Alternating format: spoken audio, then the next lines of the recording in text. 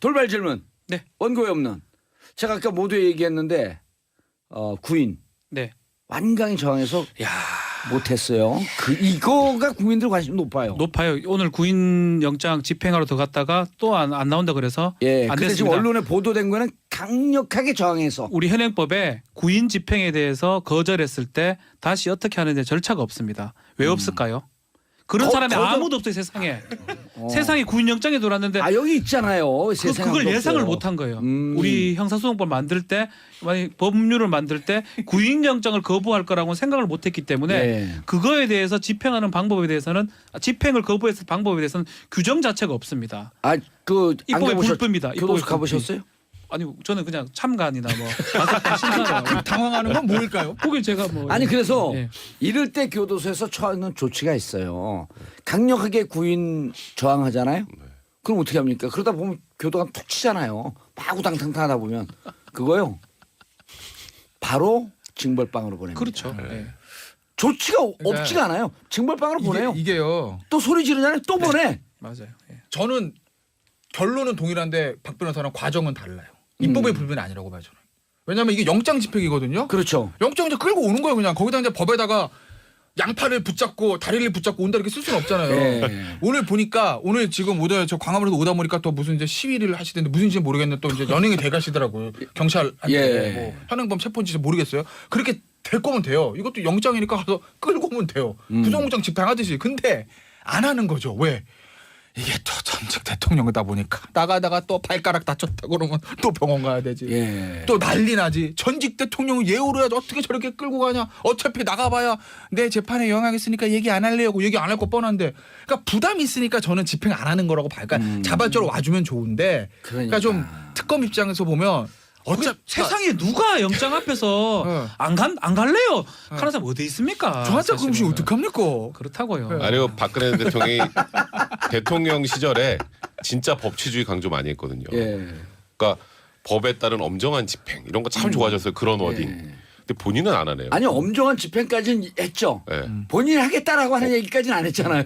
엄정한 집행 엄정한 어디든 집행은 하세요. 당신들만 하고 나는 안 해요. 자, 이사고인님 강력히 저항했다는 건 어떻게 저항했다는 걸까요?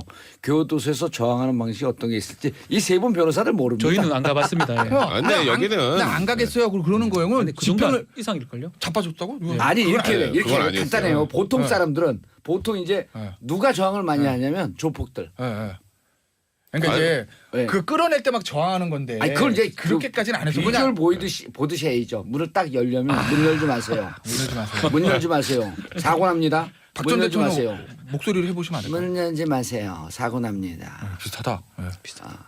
그러니까 뭐 여기서 저항이라는 게 여기서 저 죽습니다. 여기 좀 전에 질문을 하셨으니까 저항이 뭐 끌고 나가는데 완강히 저항해서 막 몸싸움을 하고 이런 저항이 아니라 들어오지도 못하게 한 거예요. 오늘도 건강상 이유예요. 며칠 전에 병원도 갔다 오셨고 뭐 병원에서도 뭐 별 큰 이상은 없었고 저항이라고 구체적으로 없는데 문까지 땄을 거예요. 뭐 덜커덩 따는 소리 딱 나는 순간 문 열 들어오지 마세요. 사고 납니다. 이제 저는 그 저게 정도예요. 발까지 예. 몸에 손대는 거 전까지 갔다고 그렇죠. 근데 보통 조폭 오늘 사실 굉장히 이제 이걸 들어보세요. 네, 보통 알겠습니다. 문을 딱 팔로 끼고 네. 내 팔 부러져 그리고 그걸 잡고 안 나와. 아, 그럼 이제 교도관들이 요즘 못 때리거든요. 국가인권위원회 바로 하니까 그러니까 이러지 마세요. 이러지 마세요. 끄는데 버티잖아요. 그럼 이제 그다음에 팔 풀고 너 때문에 달려붙었고 구인하지 않고 징벌방에 먼저 보내. 그러면서 좀 당신 잘못했지 않았냐. 그러니까 교도소에서 할 일이 없는 게 아니에요. 할 일은 너무너무 많은데 못하거나 안 하는 거지. 그러니까 지금 전직 대통령이기 때문에 그래요. 그럼요. 저는 그냥 단적으로 그런 것 같아요. 아까 박지원 변호사도 이거 구인영장에 응하지 않으면은 잘못된 이게 뭐 입법의 불비 얘기도 하셨는데 뭐 말한 것처럼 딱 그래요. 아니 구인영장 발부됐는데 안 나온 사람 어디 있어요? 그럼 안 나오면 원래 끌고 올 수 있는 게 구인영장이잖아요. 예. 그러니까 못 끌고 간다는 걸 아시는 거고 그러니까 어차피 이번에 안 나올 거라 예상은 했지만 그래도 법치주의를 그렇게 강조하셨던 전직 대통령이라면 재판 이 참여에 관련해서 최소한의 품위는 좀 지켜야 되지 않을까 생각해요. 알겠습니다. 많은 분들이 지금 변호사님들 나오니까 난리가 났어요. 오세영님, 봉도사님 오른쪽 변호사님 너무 귀여워요. 완전 팬이에요. 박지원 변호사님. 김태현 변호사 아닙니까? 오른쪽 이쪽입니다. 보는 쪽에서 오른쪽이 아니라 내 오른쪽에 앉아 있는 아. 앉아 있는 분 여기에 어디예요? 여기 아니 두 분 다. 두 분 다 우리 또 몰라. 자, 66 여긴 아니에요. 나만 빼고 6674님. 났는데 뭐가? 예. 아니 내 오른쪽이 왜 이렇게 돌아서 거기까지인데. 6674님 봉도사님 제주도 여행 중 고릴라로 듣고 있어요. 너무너무 재밌어요. 제주도 여행하셨으면 그냥 듣지 말고 제주도 여행하세요. 내가 이탈리아 로마에서 공항에서 어떤 한 50대 부부를 만났는데 이 아저씨분이 벼랑 날 보는데 깜짝 놀래요. 그러더니 지금 정치쇼 듣고 있었는데 아니 왜 로마까지 와서 정치쇼를 듣고 계세요. 다운받아갖고. 로마 다녀오셨어요? 예. 휴가 때요? 로마 휴일. 원래 휴일은 로마를 가는 그러네요. 거예요. 아우, 좋으시겠다. 로마 휴일. 아 언제 가나 우리는. 자, 이제 블랙리스트 백 변호사님. 네. 지금 이게 이제 블랙리스트 직권 남용이 블랙리스트만 있는 게 아니라 네. 일방적으로 좌파 진영에 예술인들 도와주고 화이트리스트 그 명단도 작성했잖아요. 화이트리스트는 우파 진영만. 우파 진영. 네. 예, 그분들을 도와준 것도 지금 이건 아직 재판 진행도 안 했어요. 수사하고 1심에서 일단 김기춘 실장 유죄가 나왔죠. 예. 블랙리스트와 관련해서 그 정확하게 반대 측면이 동전 양면입니다. 예. 어디를 지원하면 어느 쪽 못하잖아요. 그렇죠. 이거는 그러니까 정경련을 이용해서 뭐 어버이 연합, 뭐 엄마 부대, 뭐 이런 쪽에 지원을 했다는 거예요. 그러니까 특정하게 우리 정권의 뭐 좀 우호적인 쪽에 돈을 지원하고 나머지 지원하지 않았다라는 거. 그게 이제 화이트리스트인데요. 예. 그 화이트리스트도 블랙리스트가 직권남용 유죄가 나온다면 이것도 충분히 가능하다. 그래서 김기춘 실장을 이 부분과 관련해서 또 추가 기소할 가능성이 이제 높아진 상황이다 이런 얘기가 나오는데, 예. 근데 저는 아까 요거 한마디를 꼭 해야겠어요. 박 전 대통령 그 무죄 취지로 이게 써놓은 내용 있잖아요. 예. 그게 정말 정확하게 김기춘 실장이 주장하는 거하고 똑같아요. 아 그래요? 김기춘 실장이 계속 이거 무죄라고 주장해 왔거든요. 이거는 현 정부의 정책 기조다. 그리고 국가보조금 100이 있으면 이걸 어떻게 다 나눠줘. 그러면 누구를 주고 누구를 뺄 수밖에 없는데 그거 우리가 판단해 준 게 이게 무슨 죄냐. 이게 김기춘 실장의 무죄 취지 변론이거든요. 그럼 무죄 취지 변론 김기춘 시장 무죄 선고했어야죠. 그러니까 왜 유죄로 했죠? 근데 그거를 뭐 은밀하게 뭐 지원을 했다는 부분을 직권남용이라고 하는데 그런 내용으로 듣다 보면 이거 상소심과 혹시 또 김기춘 시장도 무죄 나오는 거 아니냐는 걱정이 들 그런 내용이었던 것 같아요. 아까 박 전 대통령에 대한 무죄 부분이. 화이트리스트 재판에 들어가는데 네. 그거 넘어가기 전에 블랙리스트 7명 중에 한 명만 무죄고 나머지 6명은 유죄다. 네. 굴비 10개, 12개 묶어갖고 파는데 하나 빼고 그냥 이거 다 올판값 내세요. 이런 이제 거랑 똑같은 거 아니에요? 조 전 장관의 이제 무죄 부분에 대해서 이제 얘기들이 많아요, 사실. 예. 왜냐하면 납득이 안 되죠, 국민들 입장에서 보면 시간을 좀 보고 말씀. 시간이 예. 없네. 그냥 그거 할 때 얘기하세요. 이게 이런 거에 결정적으로 재판부 입장에서는 그런 고민이 있었던 것 같아요. 실질적으로 블랙리스트 작성과 집행의 실무 책임자가 누구냐면 신동철 전 비서관하고 정관주 전 차관이거든요. 예.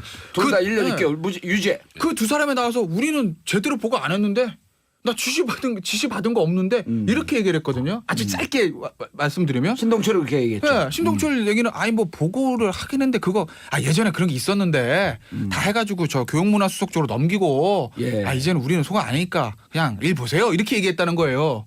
그리고 이제 정관주 비서관도 본인이 얘기 안 했다는 거죠.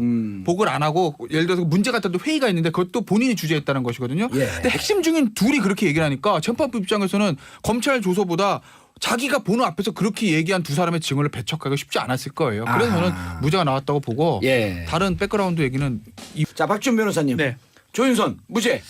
저는 항소심에서. 2심에서 번복될 가능성이 아주 높다고 보입니다. 실제 2심에서 뒤집히는 가능성은 많아요. 많아요? 많아요. 홍준표 대표 같은 경우는 1심에서 유죄 받았다가 나왔는데 2심에서 무죄. 무죄됐잖아요. 예. 반대 사건들도 많거든요. 아하. 저는 특검에서 전화위복이 되지 않을까. 새롭게 증거들을 좀 모으고요. 예. 특히 캐비넷에서 뭐가 나왔는지 잘 몰라요. 보고들이 있어요. 예. 그걸 조합할 거고 또 화이트리스트 수사를 하고 있거든요. 어쨌든 조윤선 장관은 빠져나가기 어렵다. 예. 저는 생각이 듭니다. 2심에서 뒤집힐 가능성 하나. 화이트리스트는 아직 1심 재판도 네. 진행이 안 됐어요. 두 개 병합된다고 봤을 때는 무조건 유죄 나올 거라 저는 생각이 듭니다. 알겠습니다. 아닌가요? 다들 그런데 자, 저요? 김태현 변호사님. 저는 쉽지 않을 것 같아요. 아니 근데 네. 이런 국민들 이제 네. 이게 네. 우리 국민들이 네. 제가 그랬잖아요. 어느 한 변호사가 네. 촛불 전에 헌법 특강하는데 6명인가 하나 9명 나왔다는 거예요. 네. 구청에서 이번에 갔더니 250명이 왔대. 헌법 특강을 하는데 막 줄을 서갖고 100명 좀 넘게 들어오는데 그럴 정도로 이제 수준이 높아졌는데 무슨 얘기를 하냐면 자 리스트 작성하는데 조윤선 정무 관여하지 않았다? 그럼 그 전에 있던 박준호 정무수석을 기소해야 되는 거 아니야? 이런 얘기까지 나오고 있거든요. 그 기소 안 하면 특검이 기소하는 거죠. 그 특검이 하는 거. 아니 그러니까 제가 이제 왜 쉽지 않을 것 같다고 예. 보냐면 유죄가 나오려면요. 제가 봤을 때는 신동철 전 비서관하고 예. 정관주 전 차관이 진술 바꿔야 돼요. 그 외에 새로운 왜냐면 특검에서 진술한 거하고 법정 진술이 바뀌었잖아요. 그러니까 180도 완전히 했다 안 했다 이게 바뀐 거 아니라 뉘앙스가 좀 바뀌었죠. 그 뭐 재판장은 자기 눈앞에서 한 진술을 믿는다고요. 검찰 조선 날아가니까. 그렇기 때문에 2심에서 정관준 전 차관이랑 신동철 비서관 내가 다시 생각해 봤는데 예. 지시를 받은 것 같아요. 이렇게 바뀌지 않은 이상 쉽지는 않다고 봐요. 왜냐하면 새로운 증거가 지금 나오기는 특검이 그동안 오래 수사를 했기 때문에 누가 갑자기 행정관 툭 튀어나와가지고 제가 양심 선언하겠습니다. 이건 쉽지는 현실적으로 어렵거든요. 그렇기 예. 때문에 그 두 사람의 진술이 키죠. 아. 그리고 이제 그 근거로 정무 보면- 그거는 아까 말씀하신 그 박준호 정무수석 왜 나오는 거냐면 조금 설명을 드리면 하지 말아요. 해요? 그거보다도 네. 지금 딴 백성문 거요? 변호사 이제 판사가 돼갖고 판결하세요. 여기 신동철 정관주 진술이 있기 때문에 네. 번복되기 어려울 것이다. 자, 우리 그 누굽니까? 누구죠? 박지훈 변호사입니다. 네, 박지훈 변호사는 캐비넷 비장의 증거가 있을 것이다. 자, 어느 쪽으로 갈까? 백성문 전- 변호사 판결하세요. 저는 김태현 변호사 쪽에 손을 들겠어요. 웬일이래. 왜냐하면 예, 캐비넷 문건 내용 지금 정확하게 우리 모르죠. 예. 그 내용 잘 모르고 전 조금 아는데. 네. 그래서 저는 이쪽으로 이렇게 들고 싶었었는데. 그런데 예. 이제 거기에서 조윤선 장관이 직접적으로 개입했다는 증거가 나오면 모르겠는데 조윤선 그게 안 장관이 나오면. 지시했습니다. 이런 내용의 문건은 없을 거라는 생각이 예. 들고요. 나머지 6명의 유죄 받은 사람이 조윤선 근거로 해갖고 우리도 무죄다. 이렇게 주장했잖아요. 그건 좀 달라요. 여기는 신동철 비서관이나 정관임 비서관 같은 경우는 소위 빼도 박도 못한 증거가 있는 거고 예. 김기춘 장도 마찬가지인데 과거에 이런 전례가 한번 있었죠. 그 정윤회 문건 사건 때 예. 그 당시에 김용환 민정수석을 쏙 빼고 그 당시 우병우 민정비서관을 통해서 직거래. 네 직거래한 게 있었잖아요. 그거랑 유사하게 본 것 같아요. 알겠습니다. 이게 뭔가 거기다 유진용 장관도 그 얘기했잖아요. 조윤선 정무석이 있기 전에 만들어진 거고 조윤선 장관이 좀 억울한 것 같다. 그런 진술들이 모아진다면 재판부 입장에서는 블랙리스트 부분을 뒤집기는 예. 아직은 쉽지 않다. 근데 뭐 아까 박지원 변호사 말씀하셨던 것처럼 캐비넷에서 보물이 나오면 아이고 스모킹 걸렸네 건이 걸렸어 나오면. 이게 딱 아하. 나오면 모르겠지만 그것도 쉽진 않을 것 같다. 뭐 하나 없겠습니까? 보건데. 막 던지는 거예요. 막 던져. 깜놀로. 진짜 막 던져. 예. 자, 삼성 재판 넘어가 주시죠. 삼성 재판요. 예, 이재용 삼성 임원들이 입을 열기 시작했고 특검에서 한 진술들과 다른 진술하기 시작을 했고. 뭘 열었다는 거예요, 근데? 제가 봤을 때 입을 연 게 없어요. 그래요? 아까- 이재용 오늘 이재용 심판 예. 들어가잖아요. 내일 할 거예요. 오늘 못 해요. 오늘 못 하나요? 시간이 안 될 오. 거고. 그러니까 이제 저기 입을 열기 시작했다는 이제 그렇게 헤드를 뽑는 기사들이 있는데 예. 그 얘기는 무슨 근거가 받쳐줘야 되냐면 이제 삼성의 피고 임원들이 입을 열기 시작해서 이재용 부회장의 불리한 진술을 쏟아내니까 이제 이재용 부회장을 뇌물의 유죄로 판단할 수 있는 근거가 생겼습니다, 여러분. 이건데 제가 아무리 신문 기사로 다 찾아봐도 그런 거 이재용 없는데? 부회장한테 불리한 얘기 나온 게 없는데. 삼성이 유리한 기사들만 있던데. 왜 이런 기사가 나오냐면 조금 법정을 잘 몰라서 그래요. 재판이 지금 2개가 진행되고 있거든요. 예. 22부에서 일어나는 거는 박근혜 최순실이고요. 예. 27부에서 지금 하는 게 삼성 재판인데 30부가 블랙리스트. 그렇죠. 27부는 재판이 많이 성숙해가지고 지금 피고인 신문까지 간 거예요. 아하. 이전에 박근혜 재판에 갔을 때는 이 삼성 관계자들은 증인이기 때문에 증언 거부권을 행사했고요. 만약 예. 말 잘못하면 위증죄가 성립하거든요. 본인의 재판에서는 본인이 피고인이기 때문에 피고인 신문이 하는 과정에서는 어떤 말을 하더라도 이제 뭐 유증이 안 됩니다. 예. 그래서 지금 얘기를 하는 거를 기사를 뽑을 때 이제 얘기를 하는 거라고 뽑는 거지 실제로는 저라도 남의 재판 가서는 당연히 얘기 안 할 거고요. 내 재판은 내 거짓말하도 아무 상관이 없거든요. 지난번 이재용 부회장이 증언을 거부한 것은 네. 박근혜 대통령 전 재판이죠. 대통령 재판 22부 가서 예. 고통스럽지만 협조하고 싶지만 그렇죠. 변호사들의 강력한 권고로 저는 안 하겠다. 진술하지 네. 않겠습니다. 그러니까 이건 다른 측면인 거예요, 지금. 증인으로 가서 안 했다. 네. 내 재판은 얘기를 한다. 막 얘기해야죠. 살아야 되는데요. 예. 막 던지네요, 네. 진짜. 근데 이제 특검에서의 진술과 좀 바뀌었다라는 얘기가 나오잖아요. 예. 그 묘하게 바뀌었어요. 원래는까지 큰 줄기로 얘기하면 예. 박근혜 대통령이 자꾸 레이저 써가지고 그게 무서워가지고 어쩔 수 없이 했다. 그래서 우리가 피해자다라는 취지의 주장이었잖아요. 아주 간단하게 말하면. 그렇죠. 그래서 직권남용에 우린 피해자지 우리가 무슨 뇌물을 줬어. 이게 원래 삼성의 입장이었는데 예. 묘하게 바뀐 건 우리 최순실이 무서워서 줬어요. 최순실의 후광이 무서워서 그러니까 줬어요. 일장에서는 제일 처음에는 최순실 모릅니다. 네. 근데 안다고 하는 증거도 조금 나오니까 살짝 입장이 바뀌어서 사실은 최순실이 실세인데. 그러니까 우린 박근혜 대통령 때문이 아니고 최순실이 아이고 그렇게 알아보니까 박근혜 대통령이랑 친하다 그래서 예. 최순실이 돈 달라는데 안 주면 아유 우리 또 후환이 두렵잖아요. 예. 그래서 줬어요라고 하는 순간 아무 죄도 안 돼요. 그러고 박근혜와 최순실이 공동지갑이라고 하는 것이 입증이 안 되면. 근데 그거 안 되면은 그럼 최순실 공무원 아니잖아요. 그러니까 그 최순실이 무서워서 줬으면은 전략이 조금 바뀐 거죠. 그러니까 이게 정유라가 진술하면서부터 조금씩 바뀐 것 같아요. 캐비넷도 마찬가지고. 거기다 캐비넷까지. 캐비넷에서 자꾸 뭐 경영권 승계고 나오니까 그걸 우리 잘 모르고요. 예. 우린 최순실을 무서워서 준 거예요. 아니 최순실이 무서워서 줬어요라고 한 다음에 정유라 진술이 나오지 않았나요? 아니죠. 정유라 진술 나오고요. 그다음에 아. 캐비넷 나오고 그다음에 이제 갑자기 삼성의 전략이 박근혜 대통령을 쏙 빼고 최순실이 알고 보니까 그렇게 박근혜 대통령이랑 친하다 그래가지고 안 주면 우리 무서워서. 후환이 두려워서 오호. 그래 줬어요. 경영권 승계 우리 그건 잘 몰라요. 캐비넷에서 나오고 우린 잘 몰라요. 이제 그렇게 구도를 바꾼 거예요. 그렇게 해야 살 수 있다고 판단한 거죠. 제가 봤을 때 똑같은데 구도 바뀐 게 없어요. 구도가 바뀐 게 없어요? 제가 봤을 때 똑같아요. 많은 변호사들 다 바뀌었다는 아니, 혼자 저는 바뀌었다는. 제가 본 예. 워딩들 제 분석을 하면 예. 동일해요. 일관돼. 그러니까 뭐 디테일한 것에 차이는 있었지만 큰 줄기는 똑같다는 거예요. 큰 줄기는 레이저 맞아 줬다는 거예요. 그 예. 박 변호사 말은 똑같은데 최순실 그러니까 예를 들어서 요새 와가지고 박근혜 전 대통령이 아니라 최순실 때문에 줬어요가 아니라 예. 그 얘기인 지금도 똑같은 얘기는 해요. 박 전 대통령 레이저 맞아 줬다. 그런데 나중에는 이제 최순실이 필사란 거 알고 예. 그 압박까지 받았다라는 큰 줄기는 똑같아요. 아하. 그러니까 어쨌든 대가성이 없다.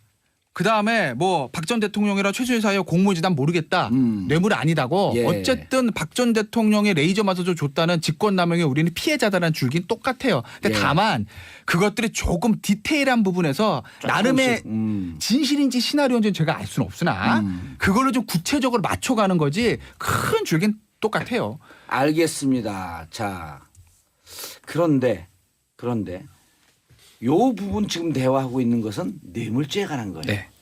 이재용 부회장한테 갖고 있는 혐의는 더 큰 형량을 갖고 있는 특경법상의 횡령, 재산 부계 도피. 그러니까 그쪽은 아직까지 생각을 안 하는 것 같아요. 뇌물죄만. 뇌물죄가 더 높다고 봐야죠. 만약에 아니 특가법이 공유는 아니요. 5년 이하 아니에요. 금액 뇌물 자체가 공유는. 워낙 많으니까 이거 만약에 특가법상의 뇌물죄가 적용돼 버리면 뭐 10년 이상 되는 거는 뭐 당연한 공유인데도요? 거거든요. 공유를 하든 아니에요. 준 건 아니에요. 뭐 중간 아니에요. 일단은 금액 자체가 워낙 크기 때문에 아니 이건 가중돼도 7년 6개월밖에 안 돼요. 그래요? 아니, 변호사가 이래 오늘. 아니 그거가 기본이 된다 그러면 예. 사실 형이 높아진다고 가정하기 때문에 그걸 빼는 게 가장 핵심으로 보여요. 나머지 뭐 국외재산 도피라든지 이런 것들은 방론이라고 보이고 행령 부분은 모르겠습니다. 행령 금액은 크긴 크지만 그거 제가 네. 예. 설명을 드릴게요. 예, 방론이라고 보이나요? 그러니까 왜냐하면 1차 때는 그 재산 구개 도피가 없었어요. 네. 근데 뇌물죄가 2차 그 구속영장 청구할 때 네. 재산 구개 도피가 들어가서 그때 많은 변호사들 뭐라 그러냐? 전략을 잘못 써갖고 잘못 쓴 것 같은데 뇌물죄 그냥 인정하고 뇌물죄로 가야지 좀 싼 거 아니야? 이렇게 얘기했었단 말이에요 당시에. 근데 그렇죠. 2차 구속영장 청구할 때 재산 구개 도피 놓잖아요. 넣었죠. 1차 때 특경법상 횡령은 있었다고요. 네, 있었죠. 그게 왜 그러냐면요. 예. 저의 생각 플러스 휴민트 취재 결과를 종합해서 나왔습니다. 우리 휴민트 취재를 그냥 종합이라 그래요. 해. 휴민 이게요. 이 뇌물이 제가 항상 지난주에도 말씀드린 건데 뇌물이 나오려면 두 개의 산을 제가 넘어야 된다 말씀드렸잖아요. 대가성이 있어야 된다. 검찰 입장. 그리고 박 전 대통령과 독일 거만 일단 말씀드리면 박 전 대통령과 최순실 씨와의 공모관계. 그런데 이 공모관계 저는 입증이 안 된다고 봐요. 그래서 제가 뇌물을 무죄 나온다고 본 건데 삼성 측에서 지금 제가 알기로는 신경 쓰는 게 뭐냐면 확신할 수 없어 삼성 측도 뇌물에 대해서는 큰 걱정 안 하는 것 같아요. 저의 휴민트 취재 결과 보면 그래요. 근데 뭐가 문제냐면 판결에 무죄가 나올 때 야, 이 돈은 깨끗한 돈이야. 진짜 독일에 있는 승마 유광주 지원하러 한 건데 최순실 지가 알아서 한 거야. 그러니까 뇌물이 아니야. 이렇게 무죄가 나와버리면 삼성에서 독일로 돈 보낸 것 자체가 클리어한 돈이잖아요. 그러니까 횡령이고 국외재산 돈이 다 깨지는 거예요. 싸그리 무죄. 그런데 재판부에서 야, 이 돈은 말이야. 분명히 뭔가 최순실이 뭔가 노리고 대가성 있는 불법적인 돈이야. 근데 박 전 대통령 돈을 받은 게 없네. 순실이가 다 받았네. 최순실 씨. 두 사람이 공모 입증이 안 되네. 그러니까 뇌물 무죄 이렇게 해버리면 돈을 송금한 절차의 문제가 남기 때문에 횡령의 문제, 횡령과 국외재산 도피의 문제가 남아요. 예. 삼성 측에서 지금 계속 제가 신경 쓰는 건 그 부분이에요. 그렇지. 공모 관계에 대해서는 제가 봤을 때는 딱히 자신 있다는 얘기는 안 하는데 제 느낌은 큰 문제가 없다고 보는 것 같아요. 예. 저도 개인적으로 그렇게 봐요. 근데 앞단 부분에가 문제가 남아서 삼성 측은 굉장히 신경 쓰는 거고 그래서 지금 상대적으로 저기 누구야? 저기 박근혜 전 대통령과 최순실은 뇌물 신경도 안 쓰잖아요. 어차피 뭐 이재용 부장이 다 해줄 건데 우리는 있으면 돼 이건데 마지막까지 지금 이 피고인 신문이나 이런 거에서 계속 그 대가성 문제에 대해서 날짜도 지금 박상진 사장 뭐라 했냐면 7월 25일 날 2015년 7월 25일 날 독일 갔더니 박원호 전무가 너 최순실 알아? 엄청 센 사람. 그래요? 이렇게 알았다는 거거든요. 그 날짜 왜 나왔겠어요? 박근혜 전 대통령이랑 독대가 15년 7월 29일이에요. 그죠? 7월 25일이에요. 근데 본인은 29일 날 독일 가서 최순실이 중요한 사람인 걸 알았다는 거거든요. 그러면은 그 논리대로면 독대한 날은 최순실에 대해 몰랐다는 게 되잖아요. 예. 그 쫙 시나리오거든요. 그러니까 대가성 자체부터 삼성은 무죄를 만들고 싶은 거죠. 그래야 횡령이랑 국외재산 도피가 깨끗해지니까요. 이 논리가 있다가 네. 그 뭐죠 이게 이 통이 뭐예요? 무슨 통에서 나오고 아까 뭐 캐비넷. 깜짝이야. 예. 그거 막고 있는데 왜 거의 무죄가 나올 리가 있나 저는 자, 싶은데요. 캐비넷에서 나온 게 네. 김영환 전 민정수석이 네. 2014년 6월 네. 삼성의 후계 승계 과정을 모니터링해라. 네. 그게 그리고 그로부터 7월 9월 사이에 우병우 비서관의 지시로 네. 이영상 행정관이 네. 부장검사가 네. 상세하게 네. 과정을 추적했고 네. 언론을 통해서 받고 몇 번 반복을 하면서 이 과정을 만들었다. 이걸 특검 쪽에서는 로드맵이 나왔다. 저는 김태현 변호사의 얘기가 얼마 전까지는 통할 얘기였던 것 같아요. 캐비넷 예. 문건 때문에 힘들 것 같아요. 그렇죠. 캐비넷 지금 제가 지적했던 네. 7월서부터 9월까지 만약에 네. 정말 삼성을 이렇게 얘기하는 변호사들도 있어요. 정말 삼성 승계 과정이 이렇게 우리 국가적으로 중요한 사안이야? 그럼 경제수석이 해야지. 그럼 민정수석실에서요? 있잖아요. 그럼 왜 민정수석이 하죠? 그러니까. 뭔가 은밀하게 해야 되는 거고. 게임 오버예요. 예, 저는 그게 오바는 게 자네. 그러니까 캐비넷에 관한 나온 문건들은 대가성에 관한 거죠. 공모 관계에 관한 건 아니, 그렇죠. 아니에요. 그러니까 박 전 대통령과 지금 최순실의 공모 관계 관련된 네. 부분인데 네. 그게 이제 계속 우리 뭐 경제 공동체니 뭐 그렇게 이제 계속 특검에서 얘기가 나왔었는데요. 그러니까 그걸 입증할 수 있는 여러 가지 간접 증거들은 좀 있죠. 예를 들어서 과거 삼성동 집도 그 부동산 중개업자가 나 직접 얘기했잖아요. 그 임선희 씨가 와가지고 야 이름 박근혜 말고 다른 이름으로 좀 하면 안 돼 이런 얘기한 것까지 상세하게 얘기를 했단 말이에요. 그 외에 뭐 의상실 의상비용부터 시작해서 여러 가지 정황 지금까지 증거가 많다. 사실 둘이 한 지갑이라는 것에 관련된 정황 증거들은 꽤 있어요. 그래서 저는 그런 취지로 공모관계는 충분히 인정될 수 있지 않을까. 그렇지 않으면 박 전 대통령 뭘 그렇게 저희 최순실에 관련된 걸 하나하나 뭐 이르재단 케이스포 재단도 그렇고 이 승마지원도 그렇고 하나하나 다 챙깁니까? 예, 알겠습니다. 선고했어야죠. 그러니까 왜 유죄를 근데 했죠? 그거를 뭐 은밀하게 뭐 지원을 했다는 부분을 직권남용이라고 하는데 그런 내용으로 듣다 보면 이거 상소심과 혹시 또 김규 시장도 무죄 나오는 거 아니냐는 걱정이 들 그런 내용이었던 것 같아요. 아까 박 전 대통령에 대한 무죄 부분이. 화이트리스트 재판에 들어가는데 네. 그거 넘어가기 전에 블랙리스트 7명 중에 한 명만 무죄고 나머지 6명은 유죄다. 네. 굴비 10개, 12개 묶어갖고 판데 하나 빼고 그냥 이거 다 올판값 내세요 이런 이제 거랑 똑같은 거 아니에요? 조 전 장관의 이제 무죄 부분에 대해서 이제 얘기들이 많아요, 사실. 예. 왜냐하면 납득이 안 되죠, 국민들 입장에서 보면 시간을 좀 보고 말씀. 시간이 예. 없네. 그냥 그거 할 때 얘기하세요.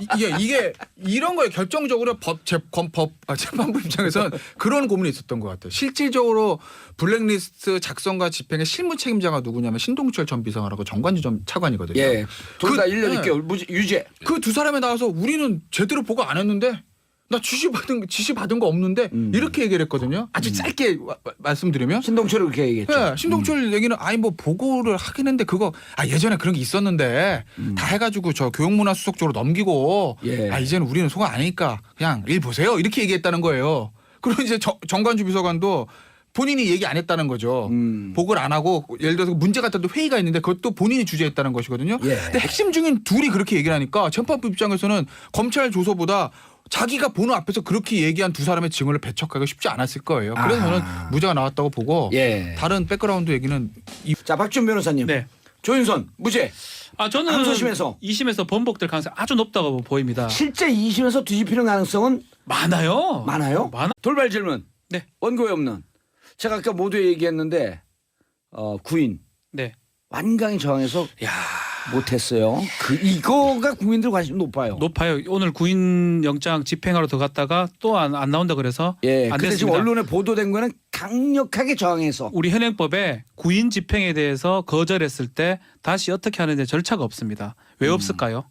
그런 사람이 아무도 없어요 세상에.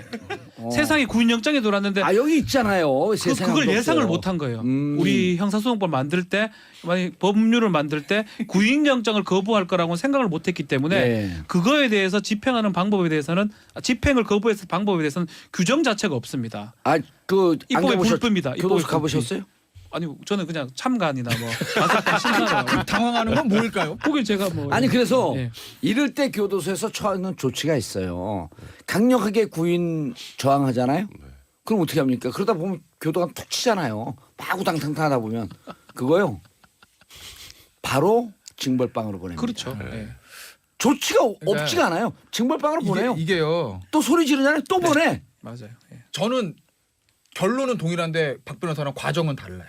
입법의 불변이 아니라고 봐요. 저는. 왜냐하면 이게 영장 집행이거든요. 그렇죠. 영장 이제 끌고 오는 거예요. 그냥 거기다 이제 법에다가 양팔을 붙잡고 다리를 붙잡고 온다 이렇게 쓸 수는 없잖아요. 예. 오늘 보니까 오늘 지금 저 광화문에서 오다 보니까 또 무슨 이제 시위를 하시던데 무슨지 모르겠는데 또 이제 연행이 돼 가시더라고요. 경찰한테 예. 뭐 현행범 체포인지 모르겠어요. 그렇게 될 거면 돼요. 이것도 영장이니까 가서 끌고 오면 돼요. 구속영장 집행하듯이. 근데 안 하는 거죠. 왜? 이게 또 전직 대통령이다 보니까 나가다가 또 발가락 다쳤다고 그러면 만나는데 이 아저씨분이 벼랑 날 보는데 깜짝 놀래요. 그러더니 지금 정치쇼 듣고 있었는데 아니 왜 로마까지 와서 정치쇼를 듣고 계세요. 다운받아갖고. 로마 다녀오셨어요? 예. 휴가 때요? 로마 휴일. 원래 휴일은 로마를 가는 그러네요. 거예요. 아우, 좋으시겠다. 로마 휴일. 아 언제 가나 우리는. 자 이제 블랙리스트 백 변호사님. 네. 지금 이게 이제 블랙리스트 직권 남용이 블랙리스트만 있는 게 아니라 네. 일방적으로 좌파 진영에 예술인들 도와주고 화이트리스트 그 명단도 작성했잖아요. 화이트리스트는 우파 진영만. 우파 진영. 네. 예, 그분들을 도와준 것도 지금 이건 아직 재판 진행도 안 했어요. 1심에서 일단 김기춘 실장 유죄가 나왔죠. 예. 블랙리스트와 관련해서 그 정확하게 반대 측면이 동전 양면입니다. 예. 어디를 지원하면 어느 쪽 못하잖아요. 그렇죠. 이거는 그러니까 정경련을 이용해서 뭐 어버이 연합, 뭐 엄마 부대, 뭐 이런 쪽에 지원을 했다는 거예요. 그러니까 특정하게 우리 정권의 뭐 좀 우호적인 쪽에 돈을 지원하고 나머지 지원하지 않았다라는 거. 그게 이제 화이트리스트인데요. 예. 그 화이트리스트도 블랙리스트가 직권남용 유죄가 나온다면 이것도 충분히 가능하다. 그래서 김기춘 실장을 이 부분과 관련해서 또 추가 기소할 가능성이 이제 높아진 상황이다 이런 얘기가 나오는데, 예. 근데 저는 아까 요거 한마디 꼭 해야겠어요. 박 전 대통령 그 무죄 취지로 이게 써놓은 내용 있잖아요. 예. 그게 정말 정확하게 김기춘 실장이 주장하는 거하고 똑같아요. 아 그래요? 김기춘 실장이 계속 이거 무죄라고 주장해왔거든요. 이거는 현 정부의 정책 기조다. 그리고 국가보조금 100이 있으면 이걸 어떻게 다 나눠줘. 그러면 누구를 주고 누구를 뺄 수밖에 없는데 그거 우리가 판단해 준 게 이게 무슨 죄냐. 이게 김기춘 시장의 무죄 취지 변론이거든요. 그럼 무죄 취지 변론 김기춘 시장 무죄. 또 병원 가야 되지. 예. 또 난리 나지. 전직 대통령 예우를 해야지 어떻게 저렇게 끌고 가냐. 어차피 나가봐야 내 재판에 영향있으니까 얘기 안 할래요. 얘기 안 할 거 뻔한데. 그러니까 부담이 있으니까 저는 집행 안 하는 거라고 봐요. 그러니까 자발적으로 와주면 좋은데. 그러니까 좀 특검 입장에서 보면 어차피 세상에 누가 영장 앞에서 안 갈래요? 하는 사람 어디 있습니까? 저한테 그럼 사실은. 어떡합니까? 그렇다고요. 아니요, 박근혜 대통령이 대통령 시절에 진짜 법치주의 강조 많이 했거든요. 예. 그러니까 법에 따른 엄정한 집행 이런 거 참 좋아졌어요. 그런 워딩. 근데 본인은 안 하네요. 아니 엄정한 집행까지는 했죠. 네. 본인이 하겠다라고 하는 얘기까지는 안 했잖아요. 엄정한 집행 엄정한 너희들 집행은 하세요. 당신들만 하고 나는 안 해요. 자, 2456 강력히 저항했다는 건 어떻게 저항했다는 걸까요? 교도소에서 저항하는 방식이 어떤 게 있을지 이 세 분 변호사를 모릅니다. 저희는 안 가봤습니다. 예. 안 돼, 여기는. 안 가겠어요. 그러는 거예요. 근데 그 정도 집행을 이상일걸요? 자빠졌다고? 아니 그건 이렇게 아니에요. 그건 아니었어요. 간단해요. 보통 네. 사람들은 보통 이제 네. 누가 저항을 많이 하냐면 조폭들. 예, 예. 그러니까 아니, 이제 네. 그 끌어낼 때 막 저항하는 건데. 아니 그걸 이제 그렇게까지는 안 해도 비주얼 그냥 보듯이 해야죠. 문을 딱 열려면 문 열지 마세요. 이러지 마세요. 문 열지 마세요. 사고 납니다. 박 문 전 열지 마세요. 대통령 목소리를 해보시면 안 될까요? 문 열지 마세요. 사고 납니다. 비슷하다. 네. 그러니까 뭐 저- 여기서 저- 저항이라는 게 여기서 저 죽습니다. 여기 좀 전에 질문을 하셨으니까 예. 저항이 뭐 끌고 나가는데 왕강이 저항해서 막 몸싸움을 하고 이런 저항이 아니라 들어오지도 못하게 한 거예요. 오늘도 건강상 이유예요. 음. 며칠 전에 병원도 갔다 오셨고 뭐 병원에서도 뭐 별 큰 이상은 없었고요. 저항이라고 구체적으로 없는데 문까지 땄을 거예요. 문 덜커덩 따는 소리 딱 나는 순간 문 열 들어오지 마세요. 사고 납니다. 이제 저는 그 저게 정도예요. 발달- 예. 몸에 손대는 거 전까지 갔다고 예. 그렇죠. 근데 보통 좁. 오늘 사실 왜냐면 굉장히 이제 얘기를 들어보세요. 네, 보통 알겠습니다. 문을 딱 팔로 끼고 네. 내 팔 부러져 그리고 그걸 잡고 안 나와. 아. 그럼 이제 교도관들이 요즘 못 때리거든요. 국가인권위원회 바로 하니까 그러니까 이러지 마세요. 끄는데 버티잖아요. 그럼 이제 그다음에 팔 풀고 너 때문에 달리부터 구인하지 않고 징벌방에 먼저 보내. 그러면서 당신 잘못했지 않았냐. 그러니까 교도소에서 할 일이 없는 게 아니에요. 할 일은 너무너무 많은데 못하거나 안 하는 거지. 아니, 그러니까 지금 전직 대통령이기 때문에 그래요. 그럼요. 저는 그냥 단적으로 그런 것 같아요. 아까 박지원 변호사도 이거 구인영장에 응하지 않으면은 잘못된 이게 뭐 입법의 불비 얘기도 하셨는데 뭐 말한 것처럼 딱 그래요. 아니 구인영장 발부됐는데 안 나온 사람 어디 있어요? 그럼 안 나오면 원래 끌고 올 수 있는 게 그럼요. 구인영장이잖아요. 예. 그러니까 못 끌고 간다는 걸 아시는 거고 그러니까 어차피 이번에 안 나올 거라 예상은 했지만 그래도 법치주의를 그렇게 강조하셨던 전직 대통령이라면 재판 이 참여에 관련해서 최소한의 품위는 좀 지켜야 되지 않을까 생각해요. 알겠습니다. 많은 분들이 지금 변호사님들 나오니까 난리가 났어요. 오세영님, 봉도사님 오른쪽 변호사님 너무 귀여워요. 완전 팬이에요. 박지원 변호사 누가 김태현 변호사 아닙니까? 오른쪽 이쪽입니다. 보는 쪽에서 오른쪽이 아니라 내 오른쪽에 앉아 있는 앉아 있는 분 여기에요? 어디에요? 여기 두 분 다. 두 분 다 우리 또 몰라. 자, 여긴 아니에요. 나만 빼고 6674님. 났는데 뭐가? 예. 아니 내 오른쪽이 왜 이렇게 돌아서 거기까지인데. 6674님 봉도사님 제주도 여행 중 고릴라로 듣고 있어요. 너무너무 재밌어요. 제주도 여행하셨으면 그냥 듣지 말고 제주도 여행하세요. 내가 이탈리아 로마에서 공항에서 어떤 한 50대 부부